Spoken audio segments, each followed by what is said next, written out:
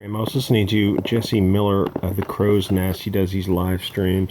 It's funny. You see some of these people doing YouTube channels who are very talented. I was telling him, you should just do, if you do like political videos every other day, you'd be able to grow the channel. But I guess he's just too busy to do it. So it's kind of weird how you see people not able to like take advantage of YouTube. I guess he only has time for live streams, which are excellent. So check those out. This is, well, click the links to send me comics to review or your project to be edited. The short version of this, she has big milkers and some funny lines, but the blonde man bad storyline, let me get the whole cover, is definitely played out. A white guy running a South American drug cartel. What are those? No, that is just, that's just retarded. Colombian cocaine companies are run by brown people. It's a scumbag industry, but blonde men are not involved in that aspect of the production. I know someone's going to mention the CIA, but I sort of, it's funny people mention that CIA thing. There is some truth to that. It was, if you're flying diplomatic error, you can, your stuff's not searched. So yeah, people were bringing in contraband to smuggle, but to think that like they were able to smuggle in hundreds of kilos. No, you're able to smuggle in what you could smuggle in a attaché case, but that's about it.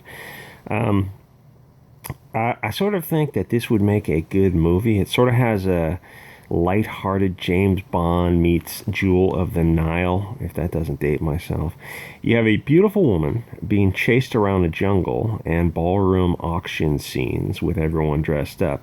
You can have romance between the main characters while they try to screw each other over and screw each other.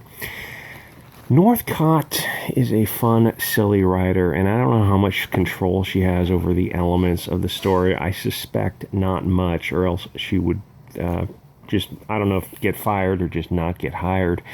I think people thought she was friendly with Comicsgate. Maybe she is, but she's not stupid. She still wants to stay employed. She knows that she'd be blacklisted if she got out of line. It is a shitty industry where a cross or a MAGA icon will get you fired, or heaven forbid you write all lives matter, or you like the wrong tweet, or even mention that BLM Antifa is getting a little crazy with the looting, rape, and murder. Watching moderate SJWs get whipped back into shape by those further to the left is hysterical and sad. It happened to Neil Adams and a few other people. The thing is, if you want to branch out and crowdfund, it really helps to tap into the market of outcasts that is known as Comicsgate. But if they go on a Comicsgate channel, then they're done in the mainstream. It's one thing if you're Mark Waid, who's making millions, but if you're someone who's barely working full time, you'd be better off in Comicsgate. I mean, if you're a moderate, if you're an SJW who believes in censorship and insulting the customer, then Comicsgate isn't for you.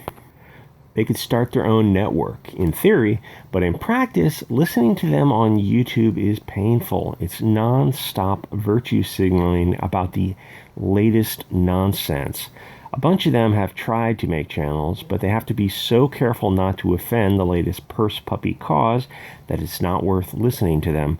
Drink and Draw is on. It's sad to watch. You've got 4 terrified soy boys who are afraid to speak about anything real. Even the chat is sad. It's a collection of male feminists with anime icons.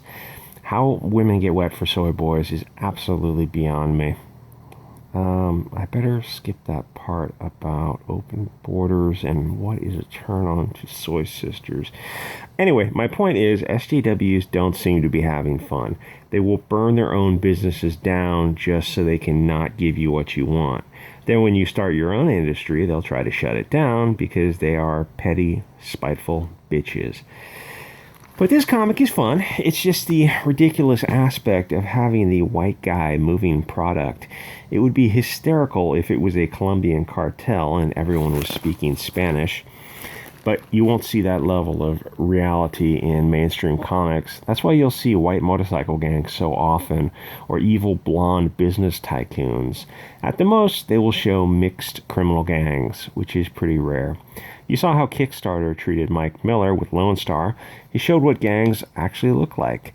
Chairwoman Meow shut him down very quickly, probably because Mike is half a Japanese and she's Chinese, so I don't blame her there. We know what... Oh, I better skip that, too. Anyway, mainstream comics like this are never great. They're just okay. They aren't allowed to be great because they can't take chances with edgy jokes or storylines. Everything feels formulaic because it is. They can't leave the safe path.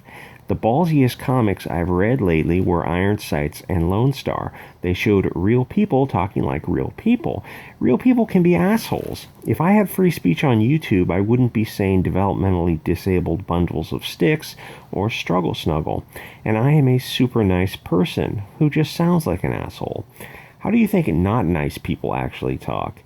It's not just the swear words, it's the politically incorrect stuff that everyday people say every day. If you didn't tell someone how gay an idea was several times a day as a kid, then you must have been nicer than, well, my group of friends. We would even tell the token gay kid that, because even he talked like that. Mainstream comics feels like they have no balls. They're like cubes of butter. They only look edgy. Oh, gee, look, we're taking a bold stand against the Germans from 80 years ago.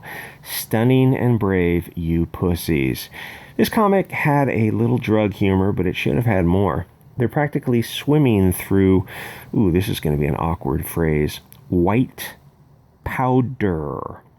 You are allowed to joke about it. I don't know the age range of their audience, but I think if you're going to cover this storyline, you can at least touch on it.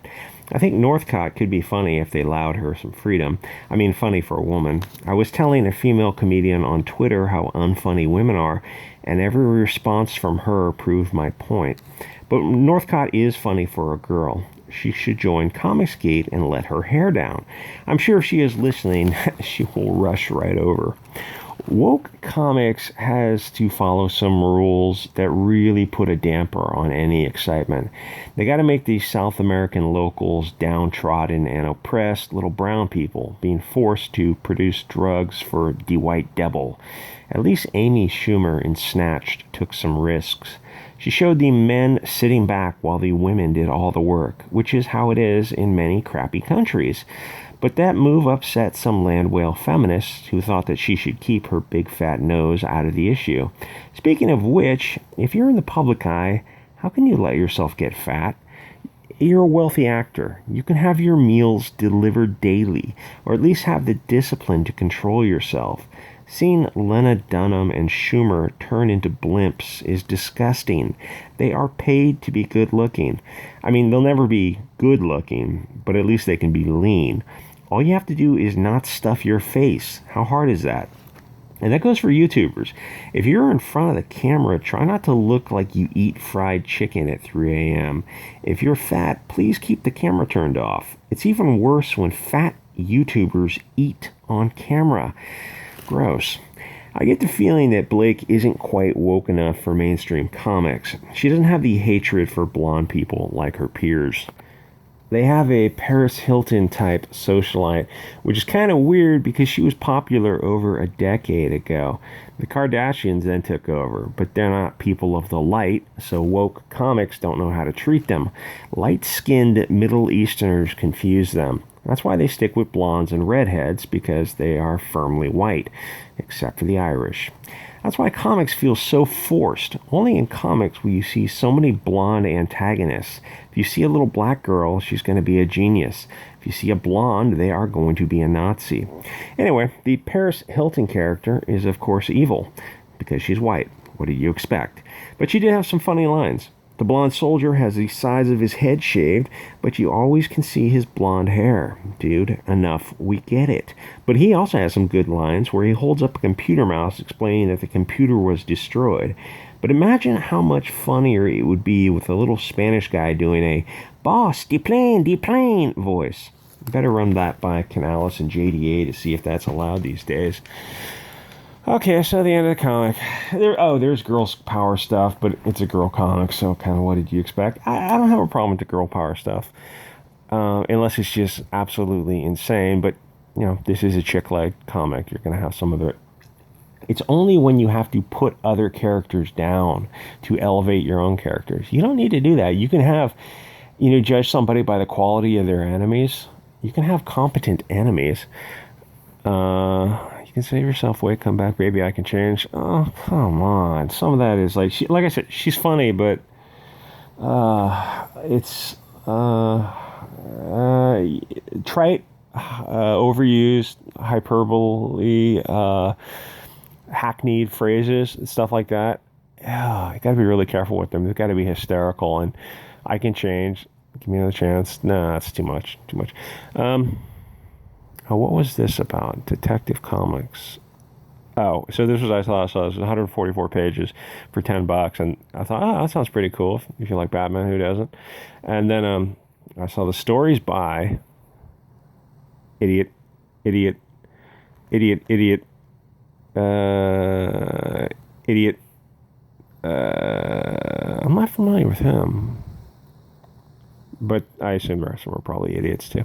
Anyway, it's funny when the comics at the front and the end of the comic you're looking at are actually better than when you're reading. Like, well, why the hell did I just pay $4 for this? I should have bought this thing. Anyway, like, comment, subscribe, guys. I'll see you on the next episode.